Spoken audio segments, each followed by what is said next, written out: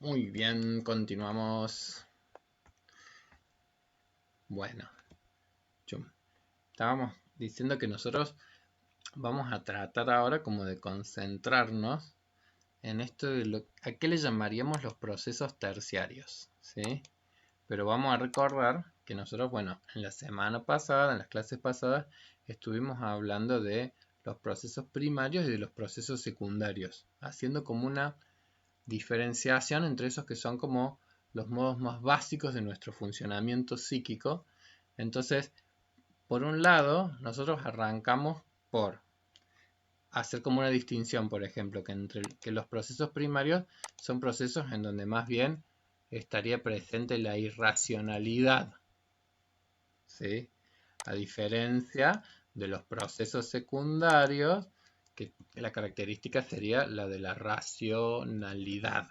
¿Sí? O sea, haciendo una diferenciación. Lo primario lo asociaríamos más a los aspectos irracionales, lo secundario lo vincularíamos más, procesos secundarios los vincularíamos más con nuestros aspectos más bien racionales, con nuestros aspectos lógicos, ¿sí?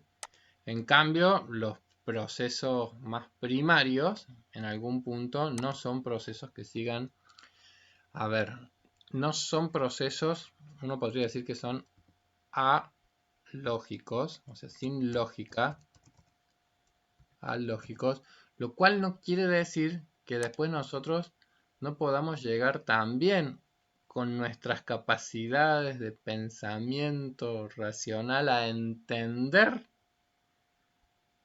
algunos aspectos de, por ejemplo, nuestras dimensiones emocionales o de nuestros sentimientos y cosas por el estilo, ¿sí? Pero sería, esto es como que nuestros aspectos más racionales están constantemente tratando de encontrar una lógica a todo. Está claro que el funcionamiento, por ejemplo, emocional, nuestro funcionamiento emocional, no responde a la misma lógica, no es que no tengan ningún tipo de lógica, pero no responden a la misma lógica de la racionalidad, ¿sí? Nosotros habíamos dicho que en este lado íbamos a poner los aspectos inconscientes, es decir, nuestros aspectos más. Los procesos primarios se caracterizan por ser procesos de los cuales nosotros en realidad también desconocemos de nosotros mismos. Los procesos racionales y la racionalidad tienen más que ver con aspectos preconscientes y con aspectos conscientes. Conscientes, ¿sí? Aspectos preconscientes y aspectos conscientes, ¿sí? Bueno, yo le iba a mostrar, bueno, creo que la semana pasada, yo por ejemplo creo que dimos el ejemplo de cómo Freud a muchas de estas ideas fue llegando con casos clínicos y creo que dimos el ejemplo de los sueños, por ejemplo, me parece. Mi memoria es frágil, tendría que ir a revisar el video que quedó grabado la semana pasada, pero me da la sensación de que una de las cosas de las que hablamos son justamente las de los sueños, es decir, cómo cuando uno está soñando, disminuyen francamente todos nuestros aspectos más racionales, nuestros aspectos más lógicos, aparecen entonces en nuestro mundo onírico con mucha más fuerza todo lo que son los procesos primarios. Aparecen imágenes, historias que guardan, no tienen coherencia o no tienen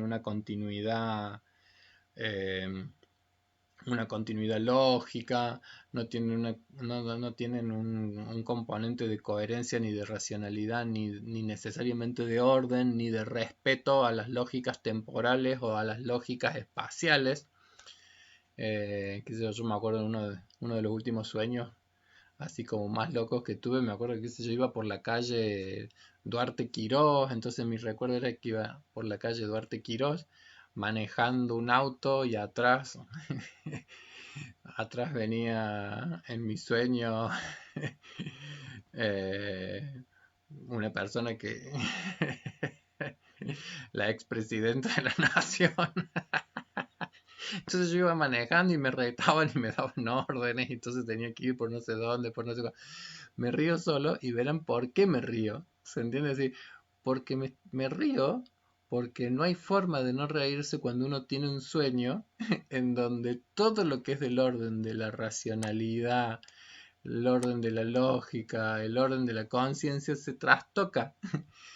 Me puedo reír ahora porque me lo estoy recordando, y entonces toda esa energía que está ligada en el mundo cuando yo estoy despierto, cuando digo que está ligada, digo que cuando uno está en estado de vigilia, las cosas, uno trata de como de mantenerlas en un determinado orden, y entonces ese orden eh, genera como una cosa como de certeza, una cosa de racionalidad, una cosa de, de comprensión compartida.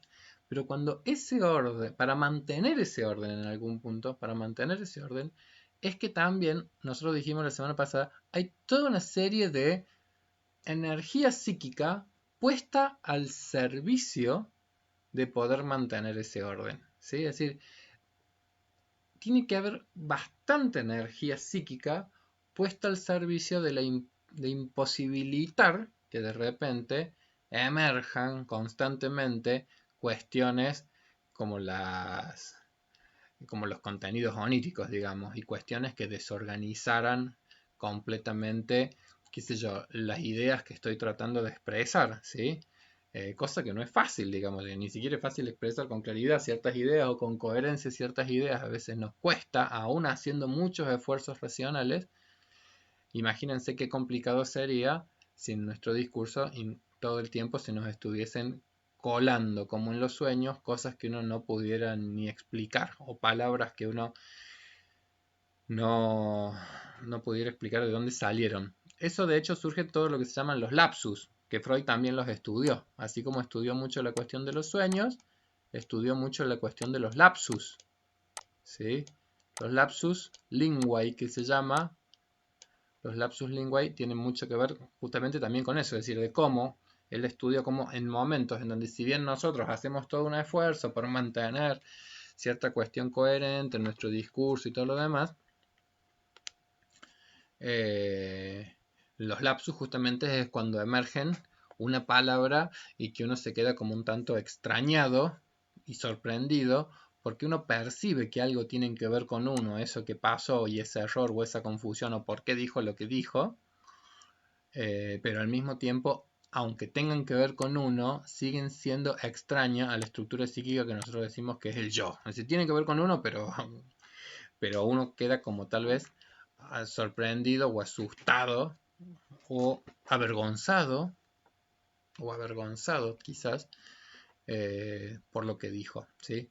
Bueno, entonces yo les decía que cuando tenía ese sueño, en ese sueño no había ni lógicas temporales ni lógicas espaciales, entonces iba manejando por la calle, yo les había dicho era la Duarte Quirón, y de repente me dicen, dobla para allá, y doblo y estoy en una subida de una calle de Valparaíso.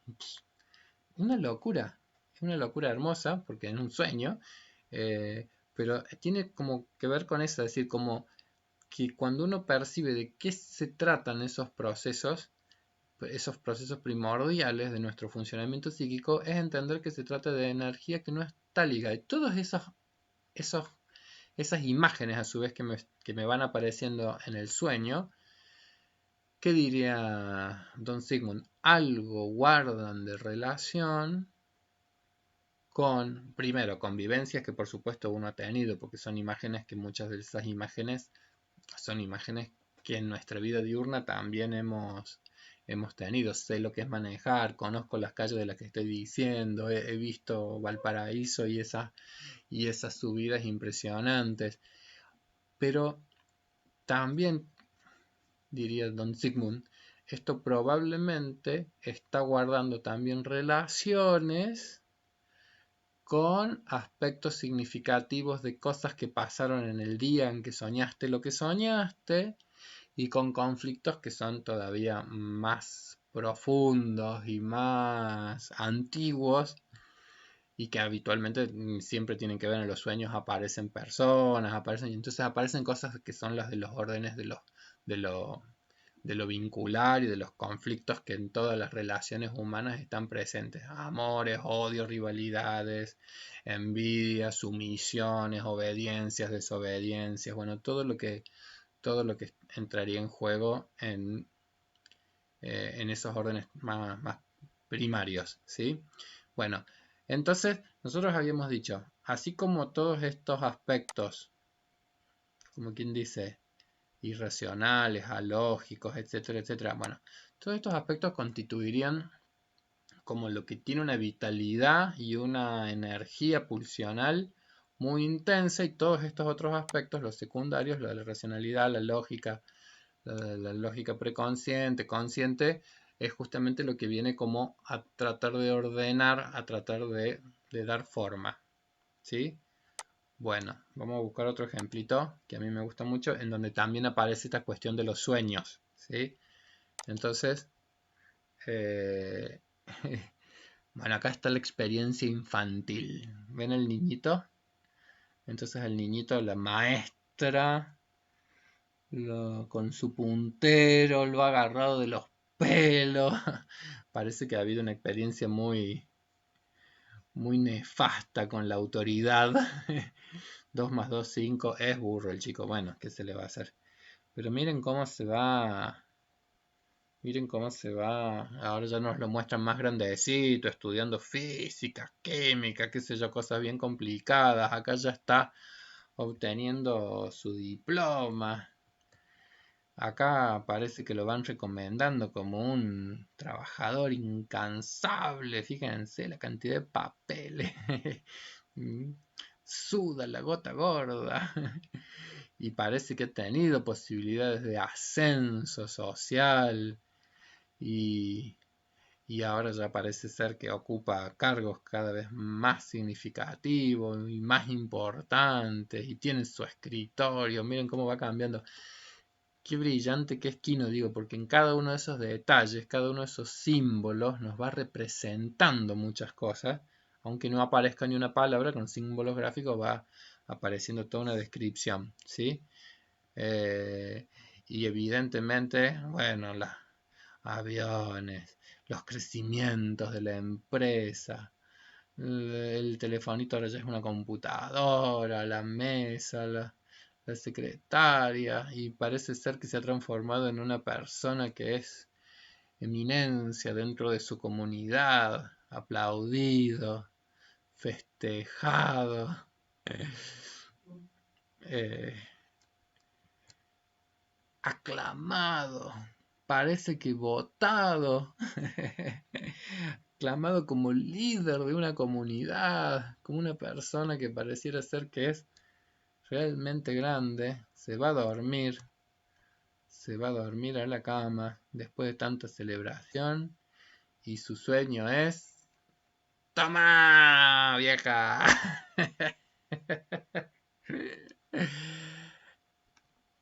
¡Qué maestro que es Kino!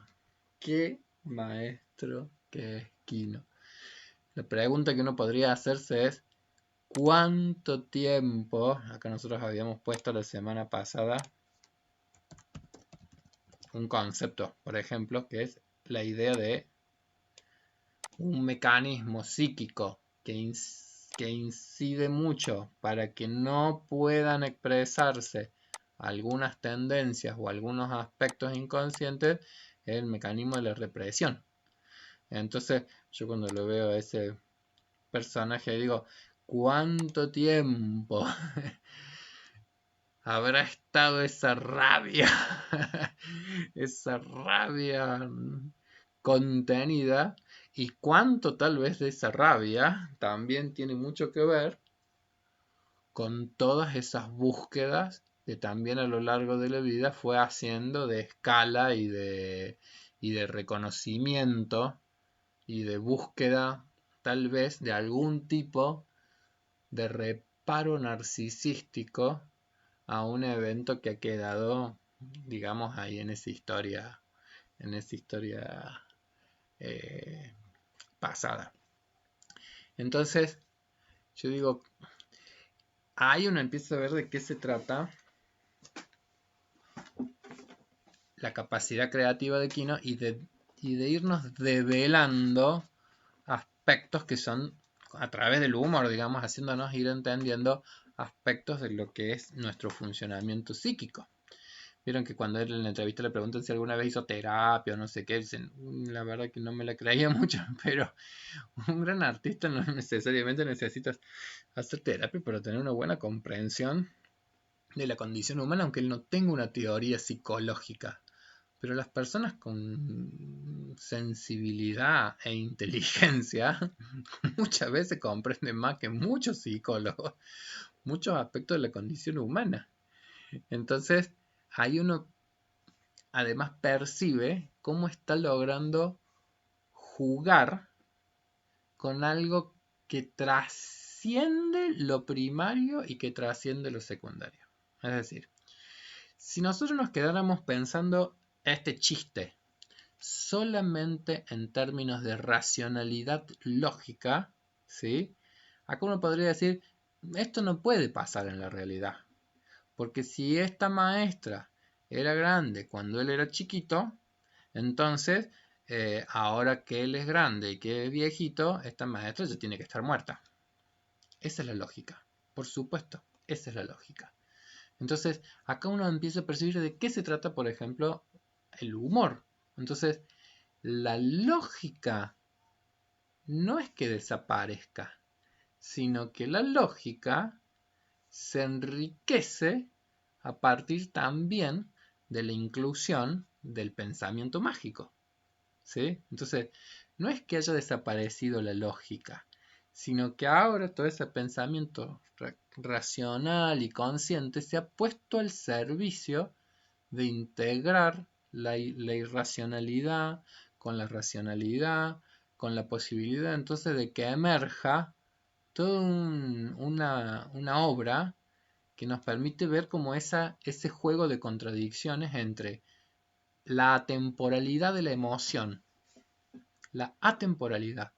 Cuando yo digo la temporalidad, yo me refiero a que justamente pasa un poco que hay aspectos que mientras están reprimidos, mientras están en el inconsciente no hay temporalidad. Entonces de repente puede ser que una afrenta esté tan presente, aunque yo no sea consciente, puede ser que esté tan presente, o un dolor o una emoción esté todavía tan pero tan presente, que aunque hayan pasado 40 años, puede expresarse en algún momento, porque en realidad el inconsciente no tiene una lógica temporal. Entonces, tal vez una determinada experiencia nos emociona y nos hace llorar y nos desorganiza, porque en realidad está posibilitando que emerja eso que había quedado, como quien dice, reprimido o sepultado, pero no por ello inexistente. ¿Sí? Entonces un poco en este juego, en este chiste, ahí ya vemos cómo también Kino está jugando con eso. Pareciese ser que el señor, este niño, su vida ha ido por otros caminos y que esto ha quedado absolutamente olvidado y que ahora de grande no se preocuparía de algo tan pueril. Y sin embargo, ahí aparece que no se trata de algo pueril, sino que al contrario, quizás ahí había algo realmente muy significativo como núcleo de conflicto, que fue el vínculo y la sensación de sumisión y la sensación de vergüenza y tal vez hasta un impulso agresivo que en su momento no se pudo expresar, que en su momento se tuvo que reprimir, ¿sí? Porque digo, ahí hay todo un componente agresivo, ¿no? En ese gesto, pero digo, probablemente es lo que no se pudo expresar, lo que no se pudo hacer y que ahora está encontrando su modo de expresión, ¿sí? A mí siempre cuando veo cuando pienso en esto de los procesos primarios, los procesos secundarios, siempre me acuerdo del Chavo, ¿sí? Porque en el Chavo, me acuerdo la frase siempre del Chavo tan hermosa que a mí me gusta. ¿Cómo lo hiciste? Sin querer queriendo. Entonces ahí el sin querer queriendo es fantástico, es porque es una síntesis preciosa justamente de lo que es una lógica que se rompe. Pero ¿cómo? Sí, porque para la lógica la cuestión es binaria. Es decir, ¿eso qué hiciste? ¿Lo hiciste queriendo o lo hiciste inintencionadamente? Y en realidad esa frase es una construcción que contiene los dos elementos. Entonces, lo hice sin querer, queriendo, y al mismo tiempo como que desnuda lo que por momentos es esa complejidad que teoriza, por ejemplo, Freud de la condición humana. Porque el sin querer queriendo, en algún punto, hasta nos empieza a reflejar esa diferencia de estructura psíquica, como son el yo. Esperen que voy a... Esperen, digo yo, como si estuvieran acá. Van a ver un video. Bueno, en el video les voy a decir esperen que voy a borrar el pizarrón. Pero no sé por qué no puedo borrar el pizarrón. Seleccionar todo. Ahí está. Ahí borré.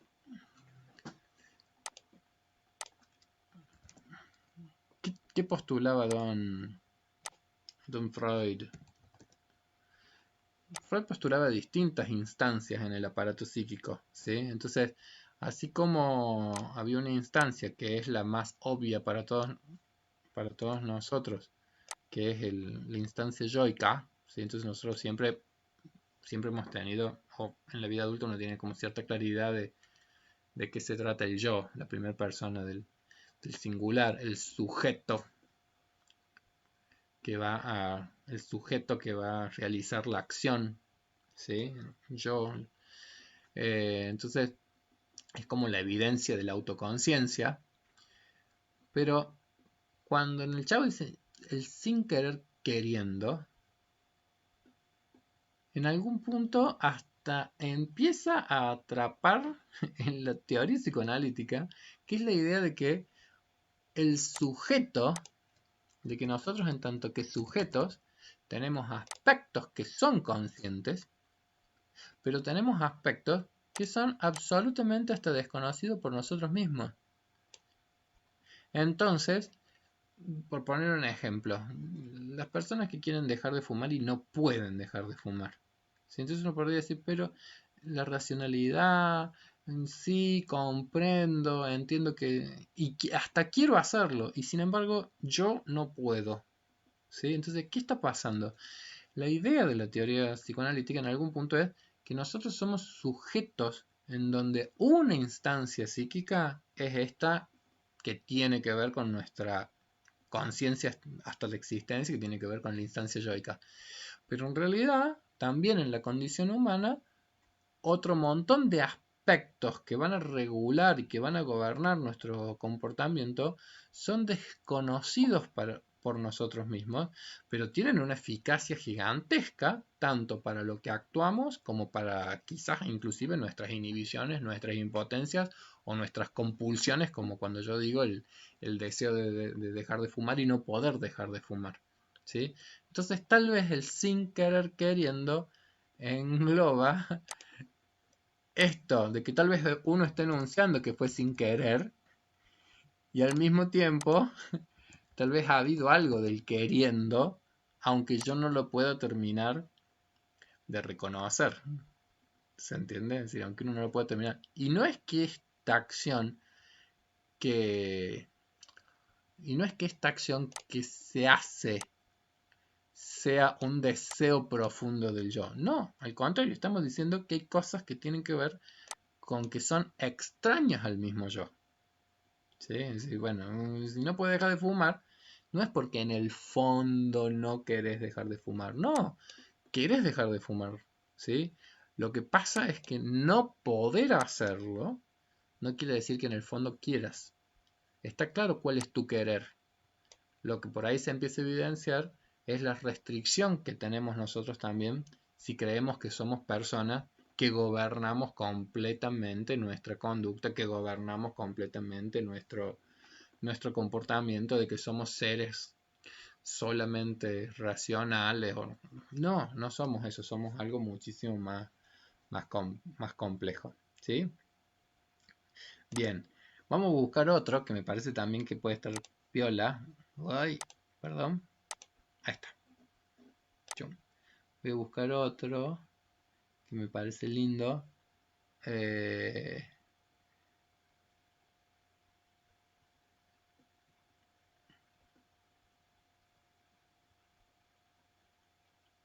en donde también aparece la cuestión de los sueños. A ver si lo encuentro.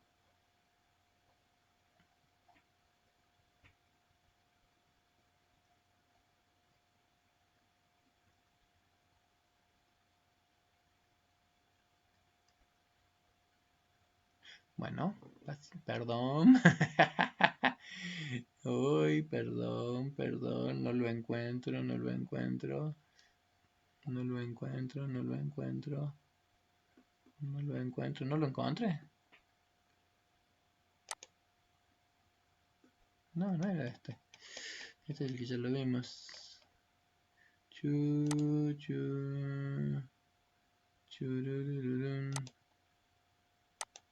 No, no es este, no es este. No es este, no es este.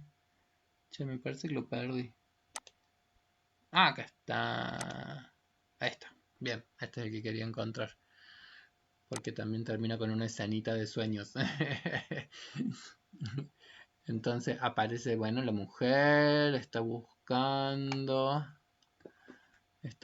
alguna prenda, una tela, encuentra una, la busca, al principio parece que algún tipo de agrado le genera, después la ve, le genera como un gesto más de desagrado y la desprecia. La desprecia y se entusiasma con otra. Se entusiasma con otra tela y entonces saca esa tela, a esta sí la aprecia, la mira con una felicidad enorme, hasta va a pagarla y de repente ve que otra señora muy feliz se lleva la tela que ella había despreciado. Y finalmente, esa primer tela que ella tanto había despreciado, se la llevó a la otra mujer. Llega a la casa, saluda al señor, el señor dice, sí, qué linda la tela que te compraste, pero cuando estás soñando, lo que sueña es profundamente agresivo. ¿Qué, qué maestro?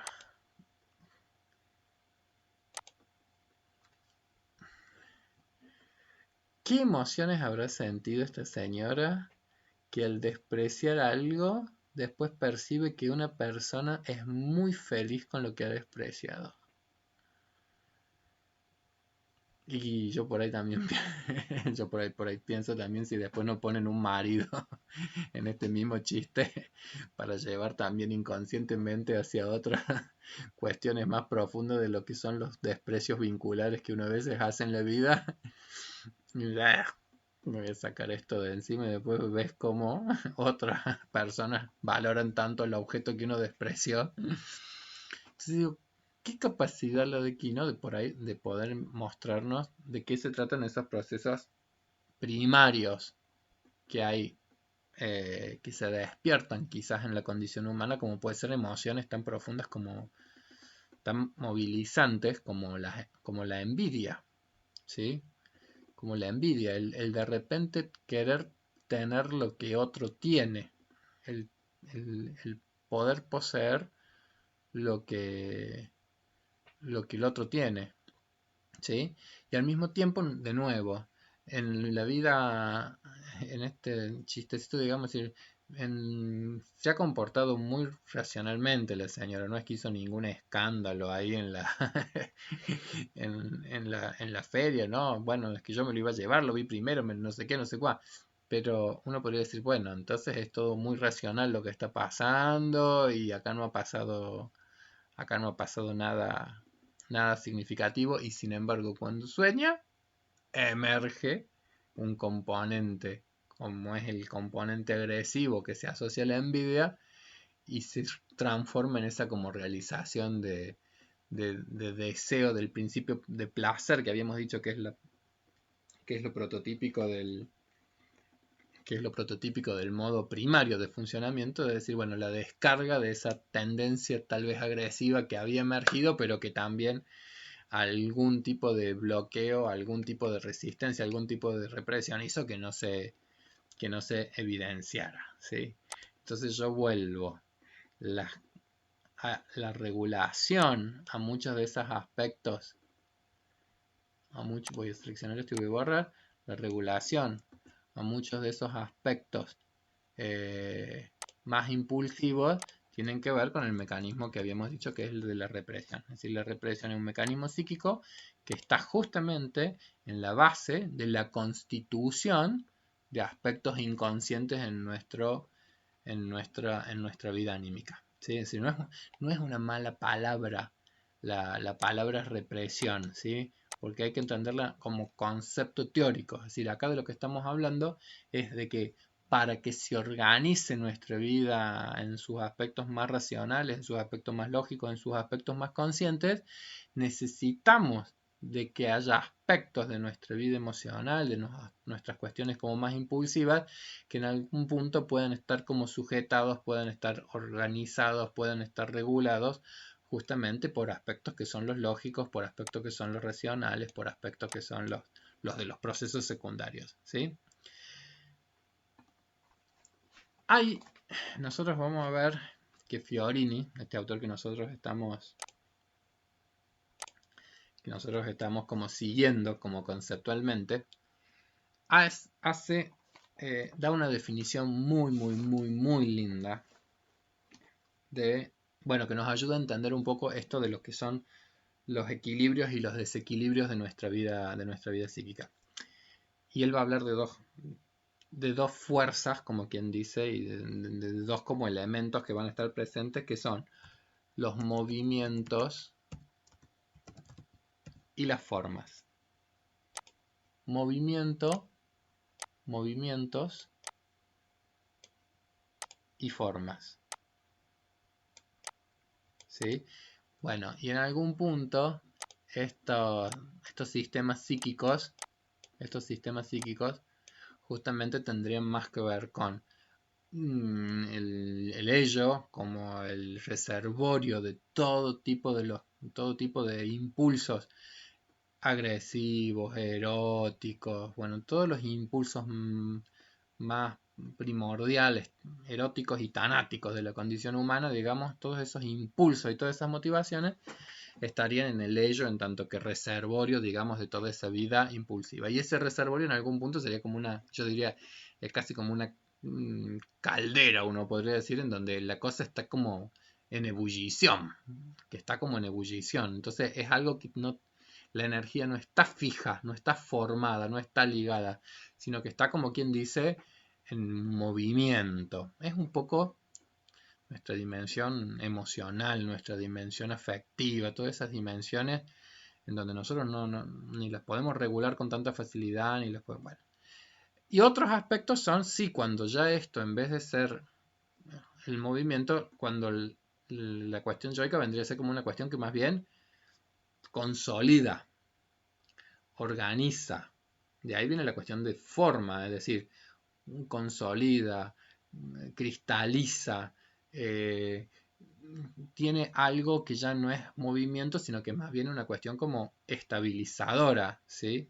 Bueno, el yo, como instancia, es una forma estabilizadora, o sea, sería como una expresión justamente de los mecanismos represivos para que algo se consolide con más estabilidad, para que algo logre como más estabilidad. Y no es la única estructura psíquica que menciona Freud, sino que además del yo menciona otra forma que es la del super yo, que nosotros en alguna de las clases creo que ya hemos hablado, es decir, de que así como hay una forma que tiene que ver con la adaptación a la realidad, el super yo también tiene que ver con el deber ser, y es otra forma el deber ser, y es otra forma y es una forma que también busca estabilizar mucho los componentes más impulsivos, ¿sí? Entonces, nosotros,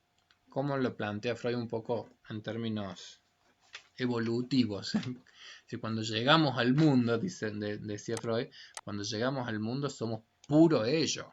Es decir, nuestro comportamiento es un comportamiento absolutamente regido por el mundo impulsivo que nos habita. Tenemos hambre, lloramos, cuando tenemos dientes, mordemos, cuando somos más chicos, exploramos. Es decir, todos los comportamientos son fuertemente impulsivos. Paulatinamente, por el proceso de adaptarnos a la realidad, de adecuarnos a ella, y después por los procesos de socialización, es que nuestro comportamiento empieza a ser cada vez más regulado, ya no solamente por estas cuestiones impulsivas, sino también por aspectos que son cada vez más conscientes y por aspectos cada vez más ligados también a cierta educación y socialización que nos va indicando cómo sí se puede actuar, cómo no se puede actuar y qué es lo que sí se debe, qué es lo que no se debe. Dando un ejemplo sencillito, yo siempre doy el ejemplo de cuando llegaba uno de mis sobrinos que era cuando era chiquilín y llegaba y se te abrazaba así una de las piernas y vos no sabías si te iba a dar un beso o si te iba a dar un mordisco. Esa típica etapa en donde los chicos están todavía aprendiendo a manifestar sus emociones, pero también están con dentadura y tienen comportamientos que son agresivos. Bueno, cuando uno es chico, muchos de esos impulsos los expresa y no es que seamos malos, pero el contexto de socialización empieza justamente a empezar a definir qué es lo que sí se puede y qué es lo que no se puede. ¿Sí? Entonces, estas estructuras son justamente las que van generando una forma que trata de regular esos aspectos más impulsivos. ¿Sí? Formas que, ¿cuál es el riesgo? Digamos decir, el riesgo es que algunas de estas formas se rigidicen al punto tal que en esas que tomen tal fuerza que los aspectos imposibiliten prácticamente emergencia de los aspectos más dinámicos de nuestra condición humana, a excepción de una emergencia sintomática, por poner un ejemplo. ¿Sí? Me voy a ir al primero a uno de los primeros de los ejemplos, pero miren.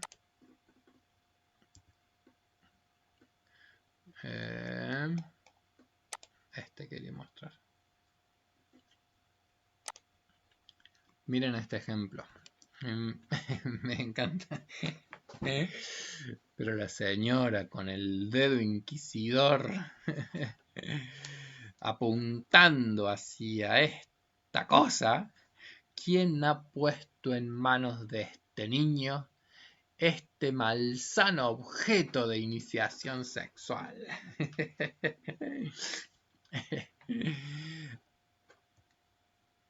Bien, para ir conociendo su personalidad en esta primera sesión, hábleme de lo primero que se le ocurra. Este ya lo habíamos visto hace un rato. Este también. Quiero llegar a uno. Este. Bueno, miren acá el señor o los señores y aparece una chica que parece que empieza a generar algo del orden del deseo y de la excitación y de repente una tijera. ¿Qué está pasando? Y está pasando que parece que hay censura. Entonces, ¿con qué juega Kino en estos casos? Kino justamente está jugando con ponernos como en evidencia cómo constantemente está este interjuego entre algunos aspectos que se están movilizando, aspectos represivos, aspectos del deber ser. ¿Sí? Es decir, en el caso de la institutriz, que en un valero está percibiendo algo del orden de lo malsano, ahí en algún punto está en claro que cuando la represión es muy intensa, eso no va a eliminar la potencia de toda la impulsividad sexual que hace la condición humana. ¿Se entiende? Es decir, la sexualidad ha sido un tema tabú durante muchísimo tiempo, en estas últimas épocas menos, pero ha sido para muchas generaciones todo un tema tabú, censurado, del cual no se hablaba, qué sé yo, y que en realidad parte de ese tabú o ese no poder hablar de las cosas son una expresión simple de la represión, ¿sí? Y toda una serie de comportamientos sociales en donde todo lo que tuviese que ver con el orden de la sexualidad era algo que no se podía ni enunciar, ni manifestar, ni expresar, ni etcétera, etcétera. Entonces, ese exceso represivo, lejos de lograr que la impulsividad sexual humana vaya a desaparecer, lo que puede sí llegar a generar es como un poco en la señora del primer dibujito, que quizás ahora sea tan fuerte los aspectos sexuales reprimidos que ni siquiera ella los pueda percibir en sí misma y que a su vez le empiecen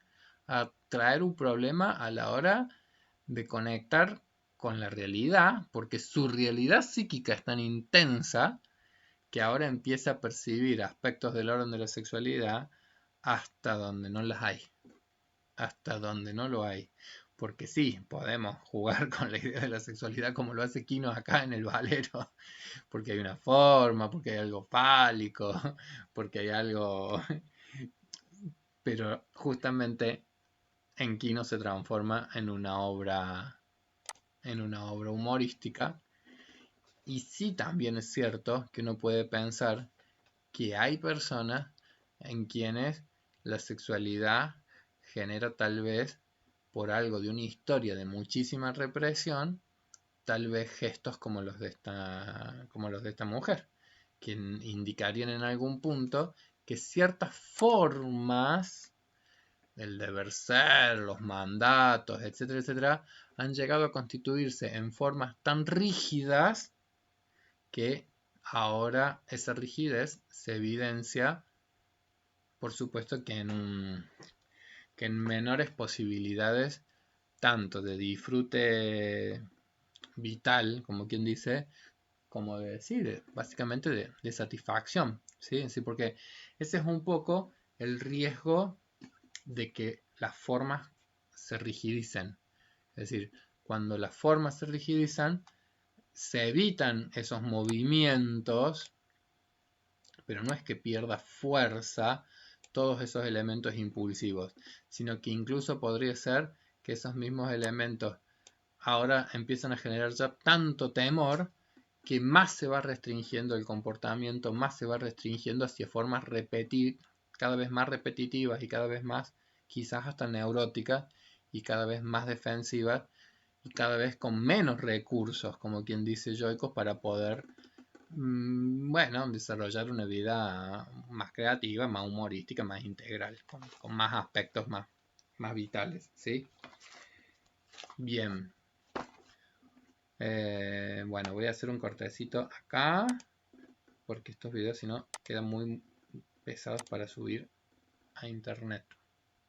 Y vamos a hacer después un videito más breve ya de cierre.